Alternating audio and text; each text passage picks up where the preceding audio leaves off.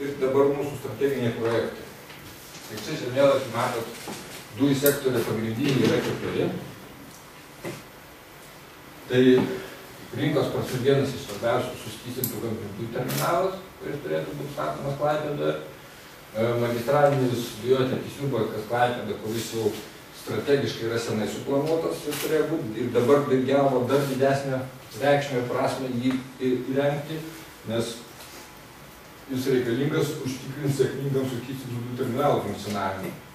Papildomai planuojame gamtinių dujų saugyklas Ideliuose, kur iš esmės pagrindinis saugumo elementas tiekimo patikimumo, ir papildoma dar, kaip sakiau, dėl vienas iš pagrindinių tikslų Lietuvos Lenkijos dujotiekių sujungimas, tai būtų pasiektas tas tikslas, kad Lietuvos dujų sistema būtų sujungta su visos Europos kontinentiniais tinklais, ir čia būtų galimybė dujas transportuoti tiek į vieną, tiek į kitą pusę, priklausomai vėl nuo galimybių, nuo rinkos sąlygų, nuo dujų kainų. Tai dabar čia dėl magistralinio dujotiekio Jurbarkas Klaipėda. Tai kaip sakiau, tas jau buvo ir yra numatyta šiuo metu galiojančia nacionalinė strategija, ir žiūrint pagal strategijos įgyvendinimo priemonių planą turėjo būti tas dujotiekis pastatytas, bet kadangi buvo numatytas europinis finansavimas ir keičiantis valdžiom tas buvo procesas sustojęs, tai praktiškai tik tai jau nuo pernai metų rudens ir šiemet buvo vienas iš mūsų ministerijos strateginių tikslų gauti tą paramą. Nes čia buvo Gazpromo kategoriška pozicija. Jeigu jums reikia tokio dujotiekio, tai turi būti nemažiau 50% finansuojama iš Europos Sąjungos. Nes šiaip kitas faktorius šalutinis, kur čia kaip monopolistas elgėsi, sakyčiau, kaip ir sąžiningai, nes prie mūsų, kadangi suvartojimas dėl to nepadidėtų, tai natūralu atsiranda didesni kaštai, didėjus visiems vartotojams kaina. Tai sako, jeigu 50% duodat, tai kažkur subalansuoja tie kaštai ir nebrangsta. Tai tas finansavimas tikrai nebuvo lengvai pasiekti, visas pavasaris, vasaras jau mums praėjo, kol Europos komisija suderino valstybės pagalbos schemų pakeitimus, bet pavyko sėkmingai. Ir jau artimiausiais mėnesiais Lietuvos dujos turbūt pradės tą sistemą statyti. Ir pagrindinis rezultatas tai būtent visos sistemos sužiedinimas. Kaip matėt, čia jau gal galima. Nes dabar yra ateina kur iš Baltarusijos vamzdis, nuo Šalčininkų, ne? Ir viena šaka eina Vilnius, Kaunas ir nuo Kaliningrados iki, kur užtikrina tiekimą dar Rusijos dalį. Ir kita šaka kyla viršų Panevėžys, kompresinė Latvija ir pasiekia Klaipėdą. Kaip matot, čia tik tai gabaliukas atšakos vienas vamzdis. Ir praktiškai tas vamzdis yra statytas 72 metais. Tai įsivaizduokit, jau 30, beveik 40 metų. Tai šį dieną atlikus diagnostiką, jo padėtis būklė nėra ypatingai gera, reiktų jį sustabdyti ir tvarkyti. Galima paklausti, tenais tokios kaip dvigubos linijos ir viengubos linijos, kuom skiriasi? Tai čia tiesiog struktūriškai pradėt dujoti. Ai, čia... Šiaip du vamzdžiai. Tai kaip matot, viskas tvarkingai, eina nuo Panevėžio kompresorinės du vamzdžiai, iki Šiaulių pasiekia ir dar buvo gerais laikais pratęs iki Kuršėnų, o čia jau pritrūko pinigų, kad pradėjo dujos brangti 2007 metais praktiškai ir niek daugiau nebuvo daroma.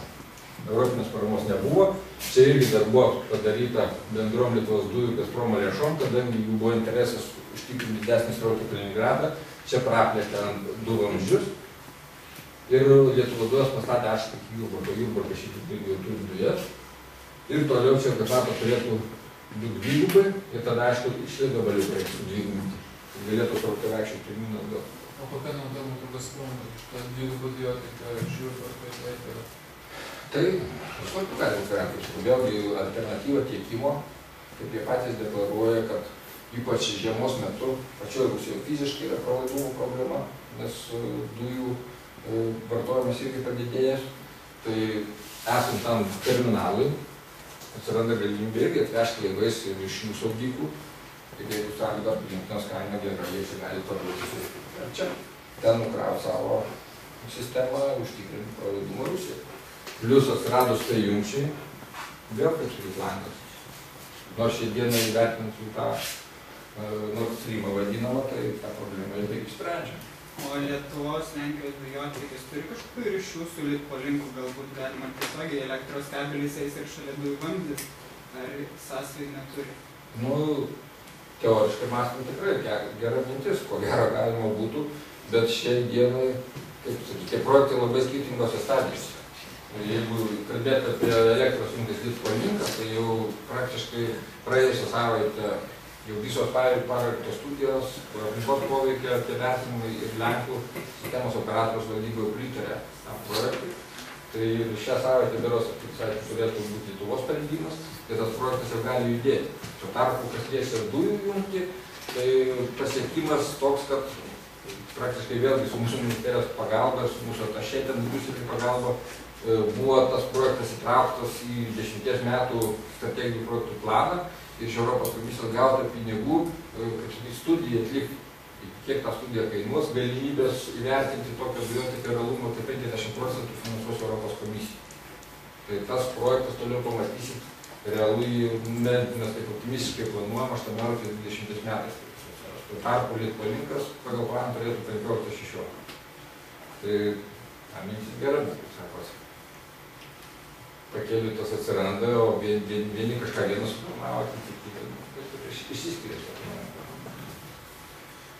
Tai va, tai čia kaip sakau, tie privalumai išvardinti, ką norėjau pasakyti, būtent dėl tos atkarpos, kurią reiktų technologiškai patikrinti ir atskirose vietose remontuoti, tai reikštų, kad visam Klaipėdos regionui, iš esmės, aš aišku, daugiausiai nukentėtų Klaipėda, bet pakeliui Telšiai, Plungė, Gargždai, Palanga neturėtų dujų. Tai šiai dienai turite tokius technologinius pajėgumus, tai Lietuvos dujas tiesiog nesiryžta rizikuoti ir erzinti vartotojus, ir žinot, mes dabar remontuosim dujotiekį, sustabdyti gamybą mėnesių gal dieną. Tai tas buvo planuojama, kaip sakiau, 7 metais iš anksto. Ir dabar tas poreikis yra labai iškilęs iš turėjų. Ir papildoma nauda šito, bet, kaip sakau, dabar po mūsų strategijos tikslo užtikrinimo pilnaverčio LNG funkcionavimo, tai aišku, atsiranda ir galimybės kitom Lietuvos savivaldybėm gauti tas gamtinės dujas, nes nė viena savivaldybė nebūtų pajėgi finansuoti ir pagal savo suvartojimą pritituoti, kad jiem atvestų vamzdį Lietuvos dujas iki Tauragės, tuo labiau Šilutė, Šilalė, kad vartotojų, nežinau, tūkstančiais, ką žinot, paskaičiuoti, 100 gal. Tai vėlgi, tas turėtų teigiamą įtaką į tų savivaldybių plėtrą, nes gaunam ir mes tokių signalų, kad kažkas norėtų investuoti, kaip pavyzdžiui, Pagėgiuose ar Šilutė. Bet klausia, kada ten bus gamtinės dujos, kažkokia technologija, gamyba, kažką vis tik. Nu, pasakai, kad 20 metais tai turbūt niekas nesiryš investuoti. Bet jeigu pasakai, kad šiai dienai jau yra konceptus planas ir Lietuvos dujos įsipareigojusi tą per 2 metus, tai gaus atvirtinant finansavimą, gruodžio mėnesį pasirašo sutartį, gauna pinigus, sausį pradeda statybą, 12-13 metais, o 19 jau magistralinis yra iki Klaipėdos, tada jau toms savivaldybėms technikos klausimas pastatyti ar šakėlį ir jų iškirtimus to kaip ten.